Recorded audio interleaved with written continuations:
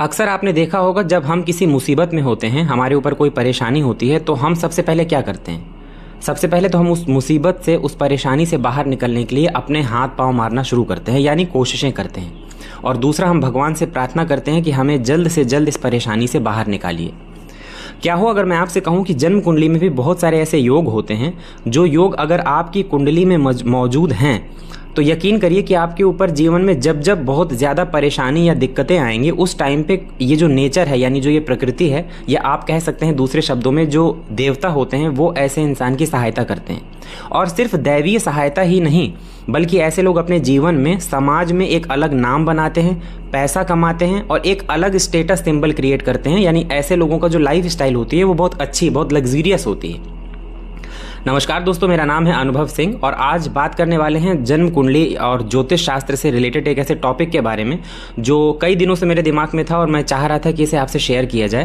तो चलिए देरी ना करते हुए शुरू करते हैं। और कुछ पॉइंट्स हैं जो मैं आपके सामने रखने वाला हूं, और वो पॉइंट्स किस तरह काम करते हैं, वो योग कैसे क्रिएट होते हैं, कैसे काम करते हैं, इसके बारे में भी हम चर्चा करेंगे।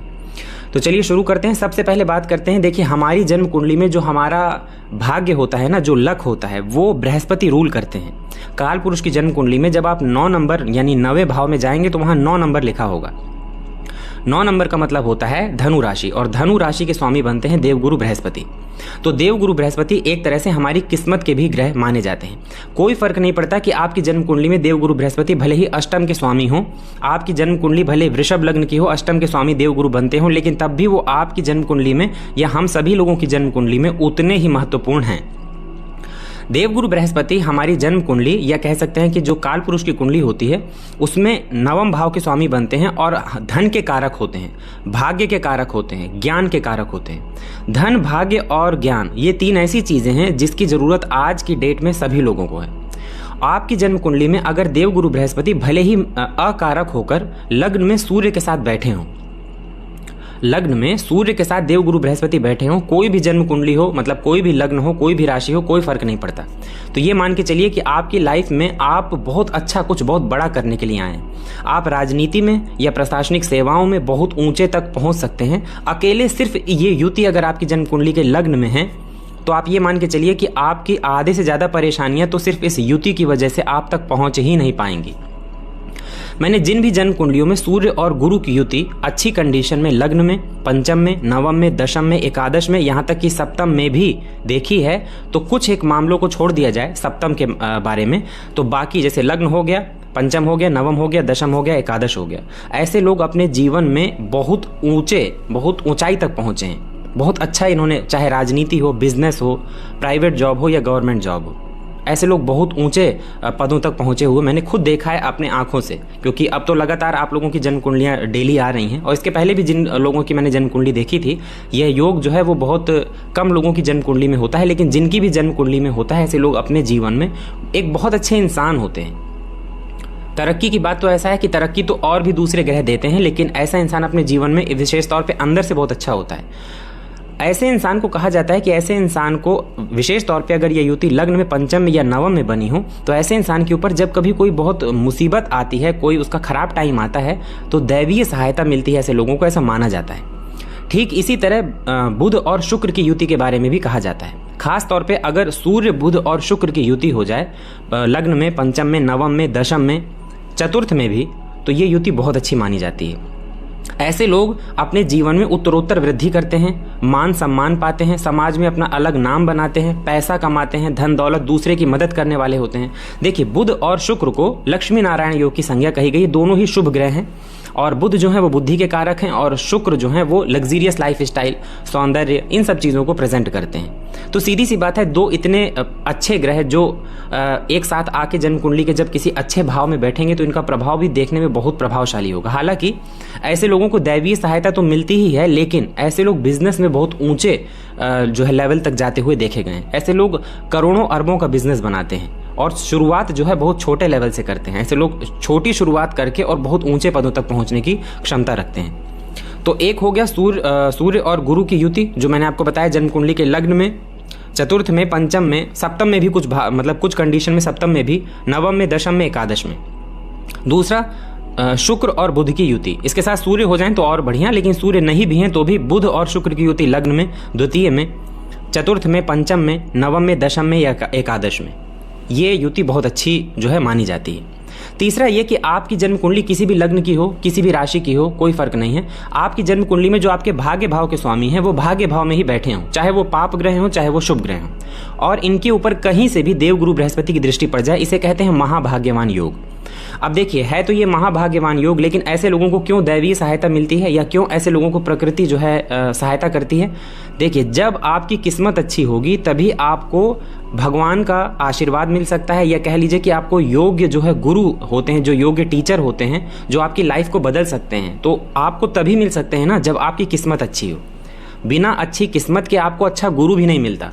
और इस बात को आप देखिएगा, कई बार ऐसे लोगों को आपने देखा होगा जिनकी तबीयत खराब है, लंबे समय से बीमार हैं, अलग अलग डॉक्टर्स को दिखा रहे हैं लेकिन उन्हें आराम नहीं लग रहा। अचानक से फिर उन्हें कोई ऐसा साधारण सा डॉक्टर मिल जाता है जो बहुत कम टाइम में, बहुत कम खर्च में उनके मर्ज को सही कर देता है। ये इस तरह के केस आपने भी देखे होंगे।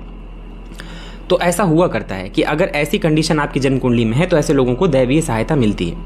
एक चीज़ और, अगर आपकी जन्म कुंडली के अष्टम भाव में देवगुरु बृहस्पति खुद की राशि में बैठे हों, तो अष्टम भाव का स्वामी अष्टम भाव में बैठा हो लेकिन उसके ऊपर मजबूत देवगुरु बृहस्पति की दृष्टि हो, तो माना जाता है कि ऐसे लोग आध्यात्मिक थोड़े ज़्यादा होते हैं, आध्यात्म की ओर ऐसे लोगों का झुकाव बहुत ज़्यादा होता है, और ऐसे लोगों को जीवन काल में टाइम आने पर दैवीय सहायता भी मिलती है। सूर्य और गुरु की युति जिनके बारे में हमने चर्चा किया था, आपने गौर किया होगा, एक कालपुरुष की कुंडली में नवम भाव का स्वामी है, एक पंचम भाव का स्वामी है। ज्ञान और भाग्य, जब भी ये किसी जन्म कुंडली के किसी एक भाव में अच्छे जो है स्थिति में बैठेंगे तो सीधी सी बात है, इंसान की किस्मत जो है वो, उसके किस्मत जो है बहुत अच्छी होगी, बहुत बुलंद होगी। तो आप भी अपनी जन्म कुंडली में देखिए कि आपकी जन्म कुंडली में सूर्य बुध शुक्र की युति इन भावों में हो, सूर्य गुरु की युति इन भावों में हो, भाग्य भाव के स्वामी बहुत अच्छी स्थिति में बैठे हों, भाग्य भाव का स्वामी लग्न में हो, लग्न का स्वामी भाग्य भाव में हो, भाग्य भाव का स्वामी भाग्य भाव में बैठा हो या देवगुरु बृहस्पति की दृष्टि पड़ रही हो, नवम भाव में चंद्रमा और गुरु की युति हो, बुध शुक्र की युति हो, बुध शुक्र या सूर्य की युति हो। ये योग कुछ ऐसे पावरफुल योग हैं कि अगर ये आपकी जन्म कुंडली में हैं तो निश्चित तौर पे आप अपने जीवन काल में जब जब आपके ऊपर कोई बुरा समय आएगा तो ये प्रकृति जो है ना, जो ये नेचर है, ये आपकी मदद करेगी। दूसरा, आपके ऊपर दैवीय सहायता हमेशा मिलेगी आपको। जब भी आप कभी किसी मुसीबत में फंसेंगे तो आप देखेंगे कि एक अदृश्य शक्ति जो है वो आपकी सहायता कर रही है। अब देखिए, दैवीय सहायता मिलने का ये मतलब नहीं है कि देवता आसमान से उतर के नीचे आएंगे और आपकी मदद करेंगे। दैवीय सहायता मिलने का मतलब, जहाँ तक मुझे लगता है, कि भगवान हमारे अंदर ऐसी सकारात्मक ऊर्जा को जो है जन्म दे देते हैं, ऐसी सकारात्मक ऊर्जा से हमें भर देते हैं कि फिर हर मुसीबत हमें छोटी लगने लगती है और हम हर परिस्थिति से लड़ने के लिए तैयार हो जाते हैं। कई बार आपने ऐसा देखा होगा कि आपको जो है, आप थके हुए हैं, आपका कुछ करने का मन नहीं कर रहा, आप बिल्कुल शिथिल पड़े हुए हैं, अचानक से आपको पता लगता है कि आपके किसी अपने के ऊपर कोई संकट है या किसी जगह आपको पहुंचना बहुत ज़रूरी है। अचानक से आप देखिए, ना जाने कहाँ से वो एनर्जी आ जाएगी, है ना, और अचानक से आप जो बिल्कुल अभी थका थका महसूस कर रहे थे, अचानक से आप उठेंगे और उस काम को पूरा करेंगे। तो जन्म कुंडली में भी, इसके अलावा भी बहुत सारे ऐसे योग होते हैं जो आपकी जन्म कुंडली में अगर हैं तो यकीन करिए कि आपको आपकी लाइफ में सिर्फ दैवीय सहायता ही नहीं, बल्कि आप अपनी लाइफ में कुछ बहुत ऊंचा, बहुत बड़ा करने के लिए आए। सप्तम भाव का स्वामी और नवम भाव के स्वामी की युति भी जन्म कुंडली में बहुत अच्छी मानी गई है। खास तौर पे सप्तमेश और नवमेश की युति जो है सप्तम भाव में, लग्न में और नवम में हो तो ऐसा इंसान बिजनेस में रातों रात स्टार बन जाता है। खास तौर पे सप्तम भाव का स्वामी अगर मजबूत स्थिति में उच्च का होकर स्वराशि में नवम भाव में बैठा हो और देवगुरु बृहस्पति की दृष्टि पड़ जाए तो ऐसे लोगों को आंख बंद करके बिजनेस करना चाहिए। यहाँ दैवीय सहायता वाली मैं कंडीशन नहीं बता रहा, मैं बता रहा हूँ कि ऐसे लोगों को आंख बंद करके बिजनेस करना चाहिए। ये युति भी पैसे के मामले में आपको बहुत अच्छी है। अब हर वो ग्रह जो भाग्य भाव में बैठेगा वो आपकी किस्मत से तो जुड़ेगा ही। तो भाग्य भाव में वैसे भी जो त्रिकोण का भाव होता है, नवम भाव और एकादश भाव, यहाँ पर जो भी ग्रह बैठते हैं ज़्यादातर ग्रह जो है बहुत अच्छा प्रभाव देते हैं, क्योंकि ये जो भाव है ना, ये भाव ही अपने आप में बहुत अच्छे, बहुत इंपॉर्टेंट हैं। तो आप भी अपनी जन्म कुंडली में देखिए इनमें से कोई योग घटित हो रहा है या नहीं हो रहा है, तो इस वीडियो के कमेंट सेक्शन में कमेंट करके जरूर बताइएगा कि आपकी जन्म कुंडली में इनमें से कौन सा योग जो है घटित हो रहा है। वीडियो अगर अच्छा लगा हो तो वीडियो को लाइक करिएगा। अगर वीडियो में दी गई जानकारी अच्छी लगी हो तो चैनल को सब्सक्राइब करिएगा और बेल आइकन जरूर दबाइएगा, ताकि जब भी कोई नई वीडियो चैनल में पोस्ट की जाए तो उसका नोटिफिकेशन सीधे आप तक पहुंच जाए। मिलते हैं अगले वीडियो में, तब तक के लिए धन्यवाद।